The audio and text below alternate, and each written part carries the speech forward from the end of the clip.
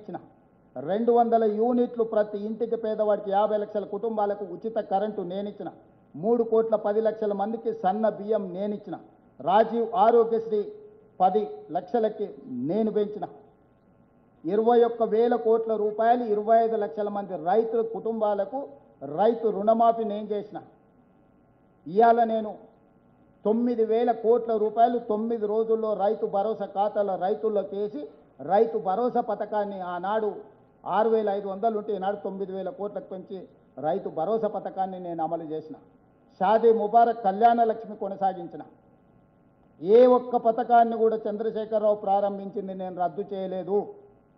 నేను అదనంగా సన్న బియ్యం ఇచ్చినా రేషన్ కార్డులు ఇచ్చినా ఉచితగా కరెంటు రైతులకు ఇవ్వడమే కాకుండా ఇండ్లకి 200 యూనిట్లు ఉచిత కరెంట్ ఇచ్చినా 500 రూపాయలకు సిలిండర్ ఇచ్చినా ప్రతి పథకాన్ని నేను అమలు చేసిన అదనంగా చేసిన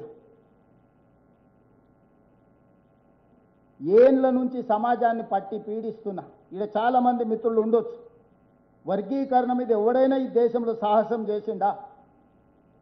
35 సంవత్సరాల నుంచి ఎస్సీ వర్గీకరణ మీద పోరాటాలు చేసి పిల్లలు ప్రాణాలు కోల్పోయి ప్రాణం పెట్టి కొట్లాడింది. వర్గీకరణ సమస్యకు శాశ్వత పరిష్కారం చూపించి వర్గీకరణనే మొట్టమొదటి దేశంలో అమలు చేసిన రాష్ట్రంగా నేను మొదటి స్థానంలో నిలబడ్డా. 100 సంవత్సరాల నుంచి కులగణన జరగకపోతే బ్రిటిషర్స్ చేసిన కులగణన తర్వాత ఈ దేశంలో జనగణనలో కులగణన చేసి దేశానికి ఆదర్శంగా నిలబడి నరేంద్ర మోడీ కేంద్ర ప్రభుత్వం మెడలు వంచి రేపు జరగబోయే 2026 జనగణనలో కులగణన చేర్పించిన రాష్ట్రం తెలంగాణ రాష్ట్రం. నేను పకడ్బందీగా కులగణన చేసి సోషల్ జస్టిస్ చేసిన. February 4 every year social justice day కింద సెలబ్రేట్ చేయడానికి నేను జీవో ఇచ్చిన. 10 సంవత్సరాలు తెలంగాణ రాష్ట్రానికి రాష్ట్ర గీతమే లేదు. తెలంగాణ రాష్ట్రానికి రాష్ట్ర గీతాన్ని అందించిన తెలంగాణ ప్రజలకు తెలంగాణ తల్లిని, పేద ప్రజల యొక్క ఆత్మగౌరవమైన తెలంగాణ తల్లిని తెలంగాణ ప్రజలకు అందుబాటులోకి తీసుకొచ్చిన. ఎడ్యుకేషనల్ ఇన్స్టిట్యూట్స్, స్కిల్స్ యూనివర్సిటీ తీసుకొచ్చిన, స్పోర్ట్స్ యూనివర్సిటీ తీసుకొచ్చిన, young India integrated residential schools తీసుకొచ్చిన. 100 నియోజకవర్గాలలో 100 యంగ్ ఇండియా ఇంటిగ్రేటెడ్ స్కూల్స్ 25 ఎకరాలలో ఈచ్ స్కూల్ యావరేజ్ 200 crores ఈరోజు ప్రారంభించుకున్నాం.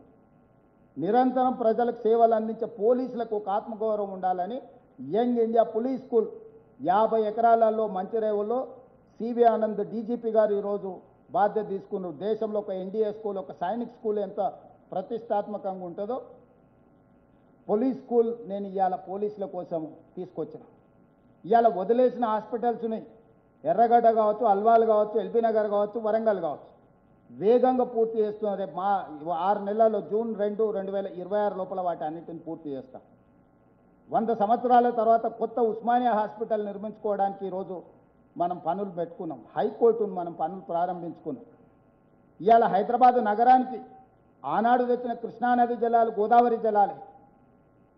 కిరణ్ కుమార్ రెడ్డి గారు, రోసయ్య గారు ప్రారంభించిన గోదావరి జలాలు 2015లో హైదరాబాద్లోకి వచ్చి అవి తీసి నెత్తి మీద చల్లుకున్నాడు. ఇంతకు మించి ఏమైనా చేసిండా? దానికి నెత్తి మీద చల్లుకోవడం కూడా గొప్ప విద్య కింద మాట్లాడతాడు ఆయన. ఈ 10 ఏళ్లల్లో నగరానికి అదనంగా ఒక్క చుక్క నీరు తేవడానికైనా ప్రయత్నం చేసిండా? ఇవాళ నేను గోదావరి జలాలు 20 టీఎంసీలు హైదరాబాద్ నగరానికి ప్రణాళికలు పూర్తి చేసి తీసుకొని వచ్చిన. పనులు జరుగుతున్నాయి వేగంగా.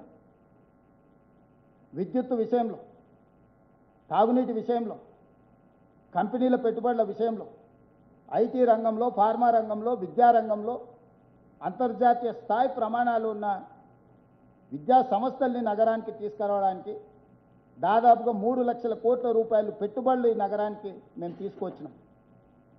అంతర్జాతీయ సంస్థల్ని మేము తీసుకొచ్చినాం, ప్రతిష్టాత్మకమైన సంస్థల్ని. ఎల్ఈ ఒక ప్రపంచ స్థాయి సంస్థ, అమెరికన్ ఎయిర్లైన్స్, మెక్డొనాల్డ్స్, ఇలా చెప్పుకుంటూ వెళ్తే 70% జీసీసీ సెంటర్లు నేను వచ్చినాక తీసుకొచ్చిన.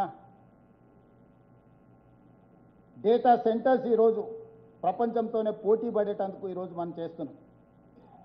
అహ్మదాబాద్ సబర్మతి రివర్ ఫ్రంట్ కట్టుకోవచ్చు, గుజరాత్, ఉత్తరప్రదేశ్ గంగా నది రివర్ ఫ్రంట్ కట్టుకోవచ్చు, ఢిల్లీ యమునా నది రివర్ ఫ్రంట్ కట్టుకోవచ్చు. అది అద్భుతమని ప్రపంచమంతా ప్రచారం చేసుకుంటారు మోడీ, ఆయన తాబేదారు. హైదరాబాద్ నగరంలో మూసి రివర్ డెవలప్మెంట్ ఫ్రంట్ కట్టుకుందాం అంటే మేము అడ్డం పడుకుంటాం. మేము పోయి అడ్డుకుంటామని ఈరోజు కిషన్ రెడ్డి వీళ్ళు మన వరదలు వచ్చినప్పుడు ఎందుకో పోయి పండుకోలేదు. మన మూసి అంత కొట్టుకపోతుంటే ఎందుకు ఉండలేదు అక్కడికి వెళ్ళి. అంటే బీజేపీ పాలిత రాష్ట్రాలలో అభివృద్ధి జరగాలి, తెలంగాణ రాష్ట్రంలో అభివృద్ధిని అడ్డుకోవాలి. ఎందుకంటే ఇక్కడి పెట్టుబడులు గుజరాత్కు తరలిపోవాలి. ఇదే కిషన్ రెడ్డి గారి ప్రణాళిక.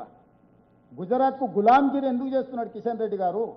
ఇక్కడికి వచ్చిన సెమీ కండక్టర్, ఇక్కడికి వచ్చిన పెట్టుబడులను బెదిరించి, ప్రధానమంత్రి కార్యాలయం నుంచే బెదిరించి గుజరాత్కు తరలించకపోతుంటే ఒక్క మాట కూడా కిషన్ రెడ్డి గారు మాట్లాడతలేరు. ఈ రాష్ట్రానికి తీరని అన్యాయం కేంద్ర ప్రభుత్వం స్వయంగా ప్రధానమంత్రి కార్యాలయం నుంచే ఒత్తిడి జరుగుతుంటే కేంద్ర మంత్రిగా నోరెత్తని పల్లెత్తు మాట మాట్లాడని కిషన్ రెడ్డి గారు ఒంటికాల మీద నా మీద లేస్తున్నాడు. నా మీద లేస్తే ఏమొస్తుంది? ఏందొస్తుంది? శాతనైతే మోడి మీద ఎగురు, ఎవరకపోతే కాళ్ళన్న పట్టుకో. సార్ నువ్వు దయదచ్చి కొంచెం మొదలు మాకు, కనీసం నువ్వు మొత్తం పిండుకున్నప్పుడు సుక్క కింద ఏదన్నా పడితే మేము పట్టుకుంటాం, ఆ సుక్క డ్రాప్ అన్న మొత్తం నువ్వే పిండుకో. ఏదైనా ఒక సుక్కని ఏళ్ళ సందులకెళ్ళి జారినప్పుడన్నా మేము దోషిట్లో పట్టుకున్నాం అడుక్కో మోడీని. ఆ కేటీఆర్తో చేరి పెద్దోళ్ళు చెప్పారు, మంచి సంవత్సరం 10 ఇచ్చి తెచ్చుకోవాలి, చెడు సంవత్సరం 10 ఇచ్చి ఇడిపించుకోవాలి.